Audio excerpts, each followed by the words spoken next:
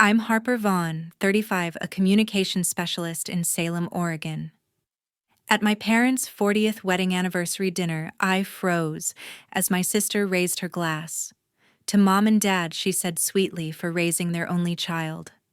My mother beamed, clinking her glass. My father nodded, smiling wide. The whole room cheered. And me, it was as if I had never existed. Years of sacrificing my dreams, grinding for my career, all erased in that moment. I wanted to scream to expose the truth behind her lies, but my throat locked up. Instead, I stood my chair, scraping against the floor, and walked out. The door slammed shut, their laughter fading behind me. 1 week later, when everything fell apart, they wished I had spoken up that night.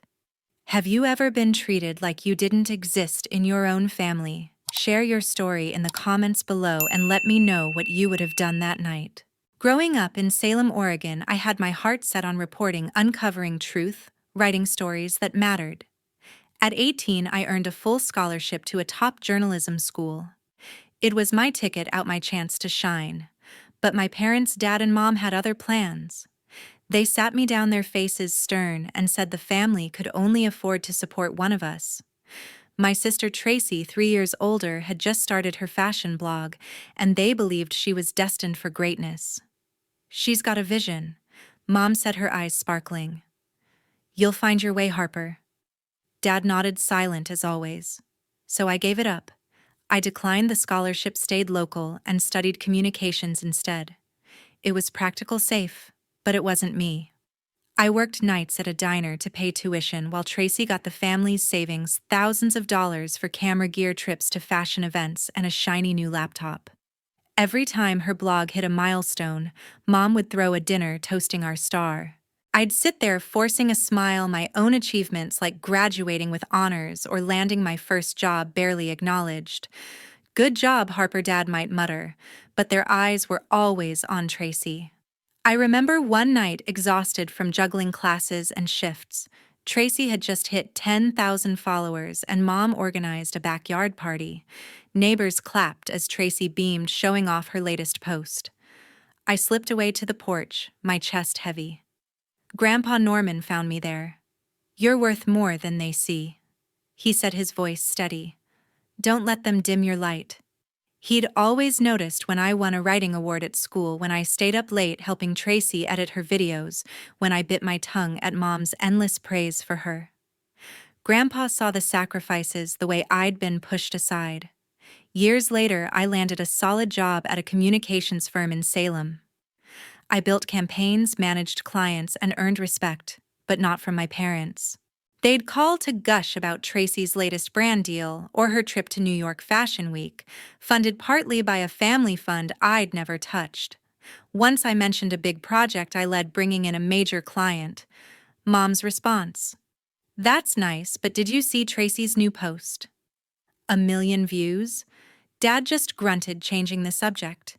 It stung, but I kept going, telling myself my work spoke for itself.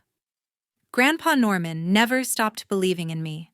At family gatherings, he'd pull me aside, sharing stories of his days as a history teacher, reminding me that truth always finds a way out. You've got a journalist's heart, he'd say. Don't let them bury it. His words kept me grounded even when Tracy's shadow loomed large. She'd visit, all smiles, dropping hints about her success, designer bags, sponsored posts, while I scraped by, paying off student loans she never had. The worst was when I found out about the family fund helping Grandpa sort old documents. He let slip that Mom and Dad had set aside $20,000 for our future. I assumed it was for both of us, but Grandpa's face darkened. They gave most of it to Tracy, he said. For her brand. I felt like I'd been slapped. That money could have eased my loans, maybe even let me chase my journalism dream part-time. Instead, it bought Tracy's spotlight. I confronted Mom about it, hoping for an explanation. Tracy needed it more, she said, not even looking up from her phone. Her career's an investment. Dad just shrugged, as if it was obvious. I walked away, my hands shaking, realizing they'd never see me as equal. Tracy wasn't just their favorite, she was their only focus. Grandpa Norman caught my eye as I left. "You're stronger than this," he whispered. His faith in me burned brighter than their dismissal. That history of being sidelined wasn't just a memory, it was a pattern. And after that anniversary dinner, I knew it wasn't just neglect. Tracy's toast wasn't a slip. It was a claim. She wanted me erased. But I wasn't invisible, not anymore. I started noticing things, her smug glances, the way Mom and Dad hung on her every word.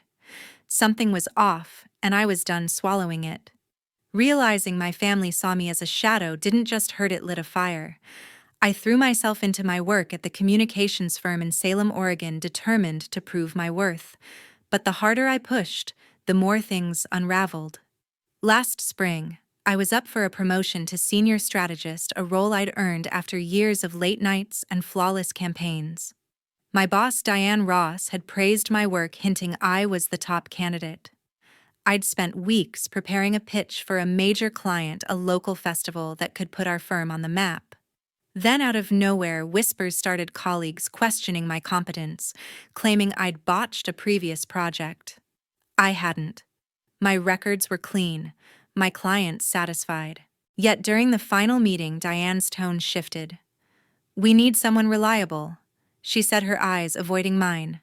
The promotion went to a junior colleague with half my experience. I left the room, my face burning, wondering who'd spread the lies. A week later, another blow hit. I'd been working with my colleague Gregory Cole on a high-profile charity event, a gala to fund local schools. We'd secured sponsors, booked a venue, and planned every detail. Gregory and I were a solid team, or so I thought. One morning, he called me into his office. "I'm pulling out," he said, his voice flat. "This project's too risky." Risky. We were weeks from launch and everything was on track. When I pressed him, he admitted hearing concerns about my reliability. "It's not personal," he added, but his quick exit said otherwise. The gala fell apart without his support, and I took the blame. My confidence, already shaky, cracked further. Tracy showed up that evening, all fake sympathy. She'd heard about the gala through her network. She always seemed to know my failures before I could process them. "Oh, Harper," she said, her voice syrupy, "you'll bounce back." She hugged me, but her grip felt cold, her smile too polished. I pulled away, my gut twisting. Why was she always there when I stumbled? She mentioned grabbing coffee to cheer me up, but I declined, her words ringing hollow. I couldn't shake the feeling she was enjoying this. My losses, my humiliation. The pattern kept repeating. Smaller projects I led started hitting snags, clients pulling out, emails lost in the system. Each time I'd hear murmurs about my work ethic. I checked my performance reviews. They were spotless. Yet the doubts spread like wildfire. One afternoon, I overheard two colleagues in the break room. Harper's slipping one said, "Heard she tanked that festival pitch." I confronted them, demanding proof. They shrugged, saying it was just talk. I went back to my desk, my hands trembling, piecing together the timeline.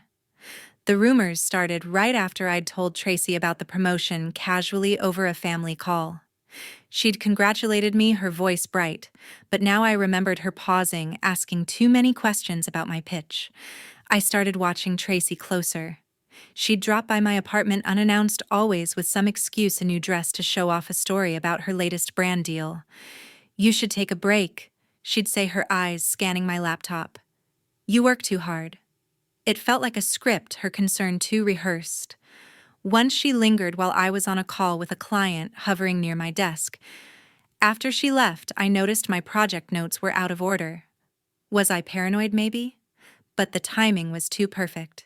Every setback followed her visits or our talks.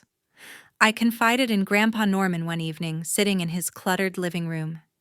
He listened, his face grim, as I laid out the promotion loss and the gala's collapse. "Sounds like someone's got it out for you," he said, his voice low. "Keep your eyes open." He didn't point fingers, but his tone told me he suspected Tracy too. I left his house, my mind racing. The rumors, the canceled projects, Tracy's fake tears, they weren't random. Someone was orchestrating this, and my sister's name kept surfacing. Then came a client meeting that nearly broke me. I was pitching to a major retailer a chance to rebuild my reputation. Halfway through, the client cut me off. "We've heard you're unreliable," she said, citing feedback from an industry contact. I pressed for details, but she wouldn't budge. Back at the office, Diane pulled me aside. "You need to get this under control," she warned. I nodded, my throat tight, but inside I was screaming. Who was feeding these lies? Tracy's face flashed in my mind, her smug glances, her perfectly timed support. I wasn't just failing, I was being targeted. And I was done letting it slide. My suspicions about Tracy were no longer just a hunch, they were a gnawing certainty. One evening, I was at her apartment in Salem, dropping off a book she'd asked to borrow. She was on the phone in her bedroom, the door slightly ajar. I didn't mean to eavesdrop, but her sharp tone stopped me cold. "Harper's no threat," she said, her voice low and smug. "I've made sure she stays in the shadows where she belongs." My heart pounded as I leaned closer, barely breathing. She laughed, cold and deliberate. "Her career's tanking, and Mom and Dad don't even notice her. I've got this handled." I slipped out before she saw me, my pulse racing, her words burning in my mind.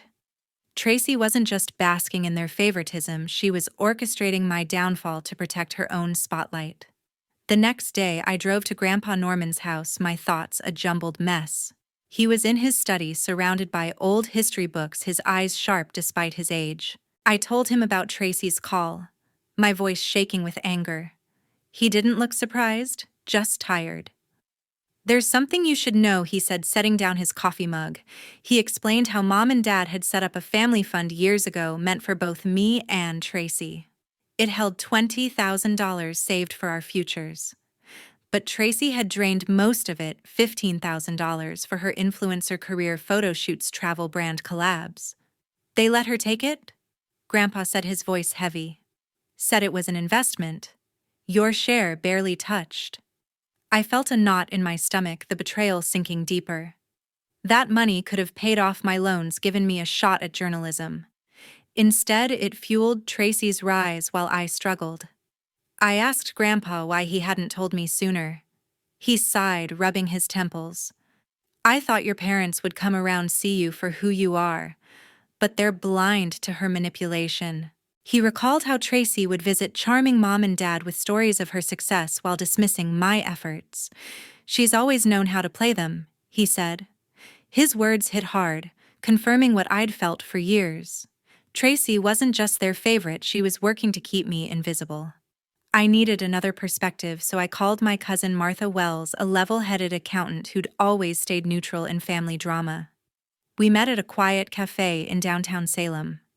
I hesitated, then spilled everything the call. I'd overheard Tracy's cruel words, the family fund. Martha's eyes widened, her coffee untouched.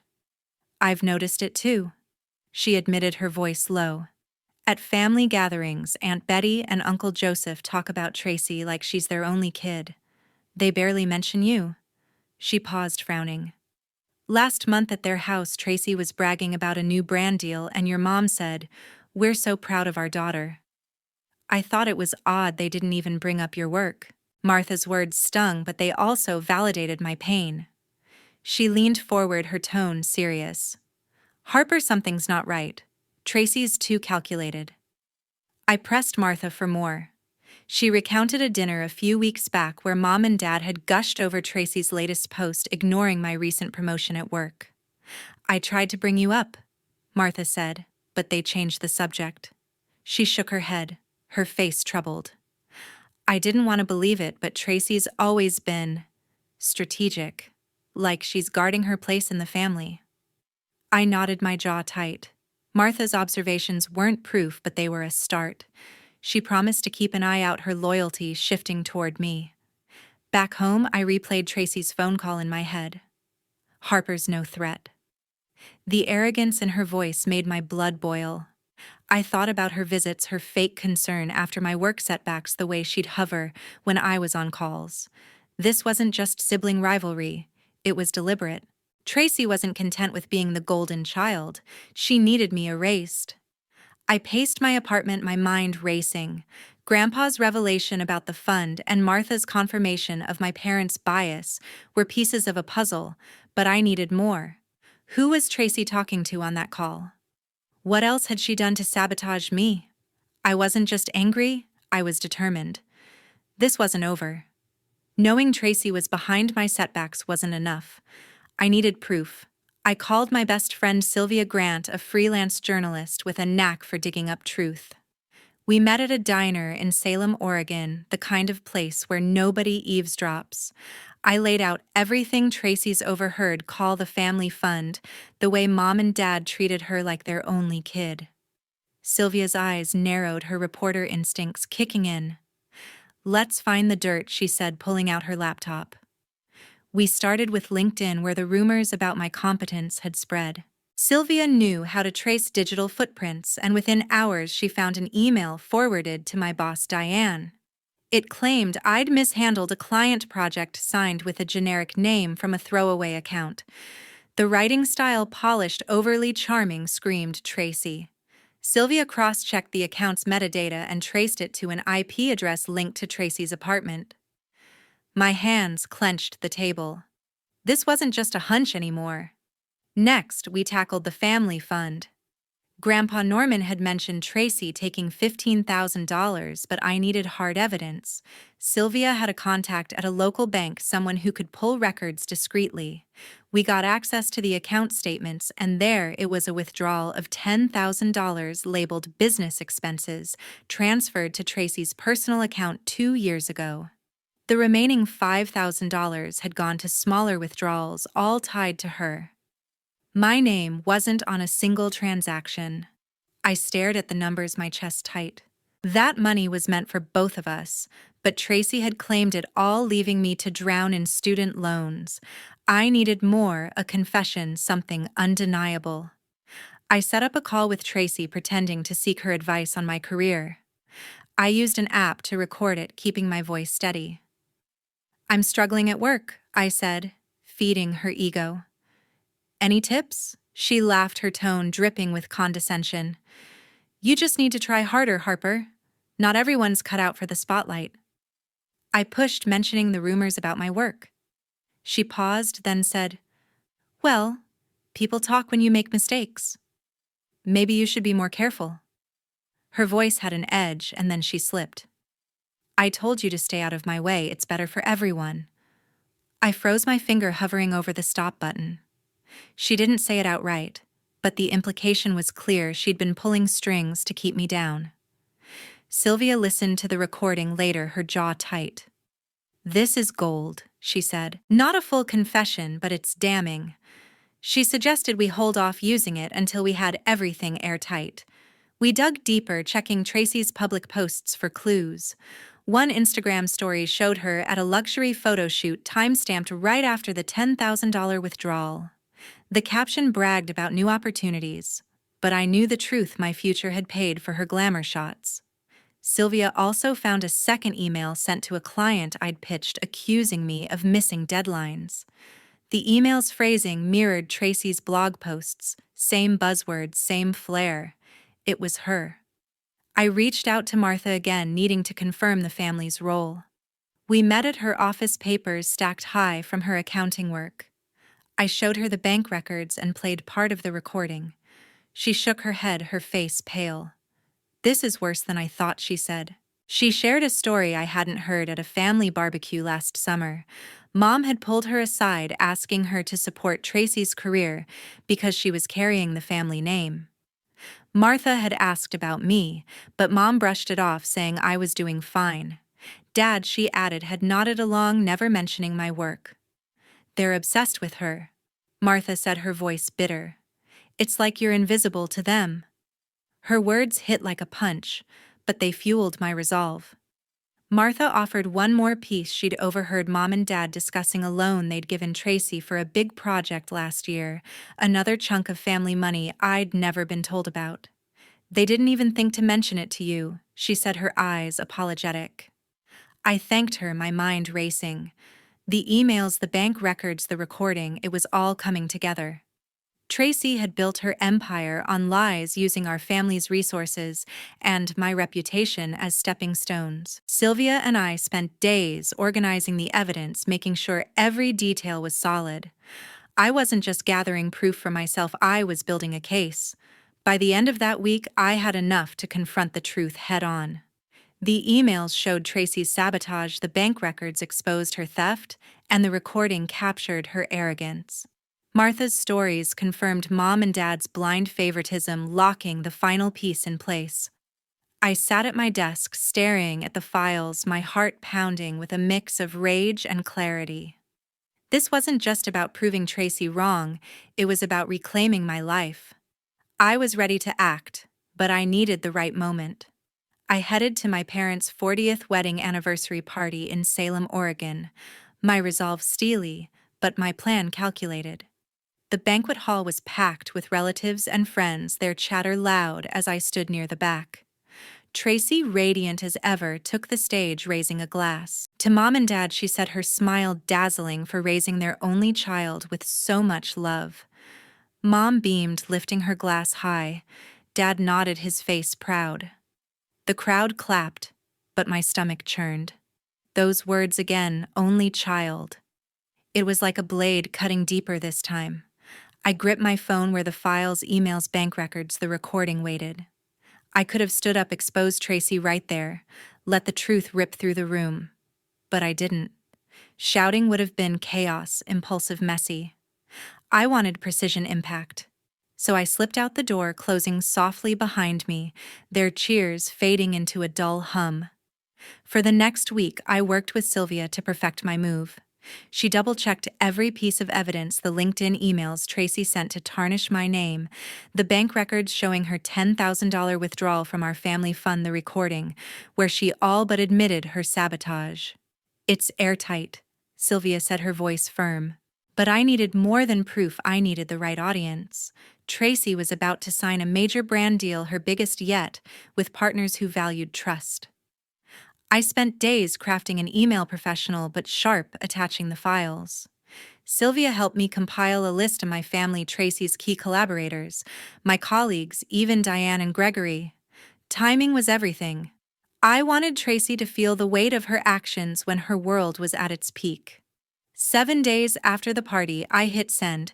The email went to Mom, Dad, Grandpa, Norman, Martha, Tracy's sponsors, and my firm's leadership. It laid out the truth. Tracy's fake emails spreading lies about my work, her theft of family funds, her recorded words exposing her intent to keep me down. I didn't gloat or accuse. I let the evidence speak. Within hours, my phone buzzed with replies. Martha texted first, "You did the right thing. I'm with you." Gregory called, his voice stunned. "I had no idea, Harper. I'm sorry I doubted you."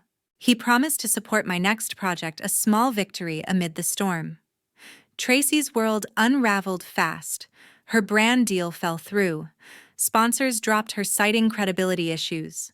Her social media, once glowing with praise, turned toxic. Followers called her out, unfollowed in droves. She posted a frantic video claiming it was a misunderstanding, but the damage was done. Mom called me, her voice trembling. "How could you do this to your sister?" she demanded. I stayed calm, saying I just showed the truth. Dad tried next, his tone gruff. "You've torn this family apart." I hung up my hands steady. They'd always defended Tracy, but their words couldn't erase the facts. Even Grandpa Norman, who'd seen it coming, sent a quiet message. "I'm proud of you, kid." Tracy reached out, her texts a mix of anger and desperation. "You're jealous," she wrote. "You've always wanted what I have." I didn't respond. Her lies had built her empire, but they'd crumbled under scrutiny.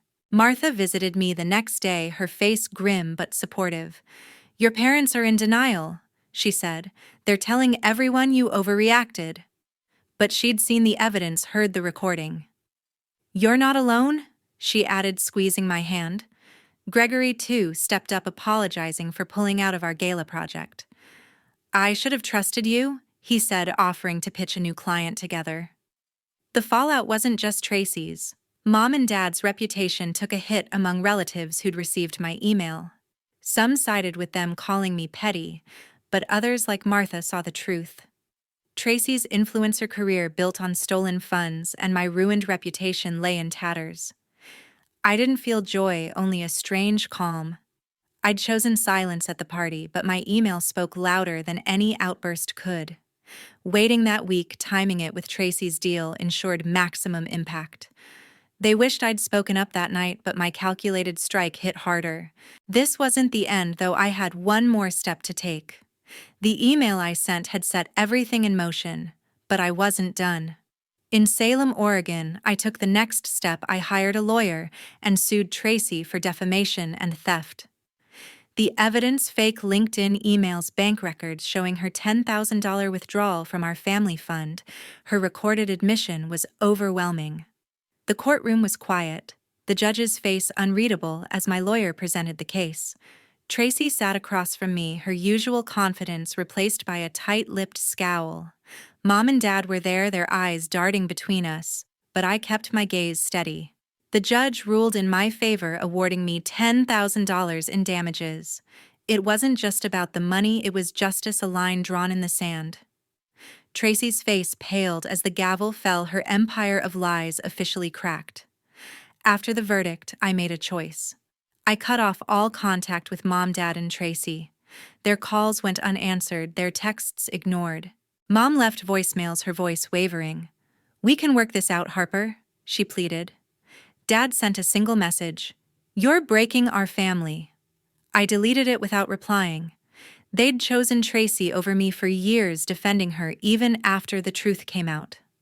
I felt a weight lift, not from forgiveness, but from freedom. I was done carrying their baggage. Grandpa Norman supported my decision, his voice calm over coffee at his house. "You've done enough," he said, his hand on mine. "Live for you now." I started rebuilding piece by piece. Sylvia, my rock through it all, helped me find new clients for my communications firm. We worked late nights pitching ideas over pizza in her cluttered apartment, her laughter pulling me out of dark moments. One evening, she handed me a freelance article she'd written about workplace sabotage, inspired by my story, without naming names. "You're stronger than you know," she said, her eyes bright. I smiled, feeling a spark of the journalist I'd once dreamed of being. Sylvia wasn't just a friend, she was family, the kind I chose. Martha stepped up too, inviting me to her home for dinners with her kids, who called me Aunt Harper. She shared stories of her own struggles with family expectations, her honesty grounding me. "You're not alone anymore," she said one night, passing me a glass of wine. Her support, alongside Grandpa Norman's quiet strength, gave me a foundation to stand on. Even Gregory, my colleague who'd doubted me before, became an ally. We collaborated on a new project, a community fundraiser that brought in thousands. He admitted his mistake, his voice earnest. "You've got grit, Harper." I should have seen it sooner. Their belief in me filled the void my parents left. Tracy's life continued to unravel. Her followers dwindled further, her brand deals gone. I heard through Martha that she'd moved to Portland chasing new opportunities, but her reputation followed her. Mom and Dad tried to rebuild their image among relatives, hosting awkward dinners where my name was barely mentioned. I didn't care. I'd stopped seeking their approval. The $10,000 from the lawsuit paid off part of my student loans, a practical win, but the real victory was my peace. I rented a small apartment downtown, decorated it with photos of me, with Sylvia, Martha, and Grandpa Norman. Each frame was a reminder I'd chosen who mattered. Looking back, I learned hard truths. Family isn't always blood, it's the people who see you, who lift you up when you're breaking. I spent years dimming my light for Tracy, for Mom and Dad, hoping they'd notice me. They didn't, and that's on them. Setting boundaries wasn't easy. It felt like carving out pieces of my heart. But it gave me space to grow, to chase my own dreams again. I started writing small pieces at first for local papers. Sylvia cheered every byline. Grandpa Norman framed the first one. I wasn't the journalist I'd planned to be at 18, but I was something better myself, unapologetic and free. If I could tell anyone my story, it's this: don't let toxic ties hold you back. Stand up even when your voice shakes. Choose the people who choose you. I walked away from a family that erased me, and I built a new one with Sylvia Martha and Grandpa Norman. They're my home now, and I'm finally whole.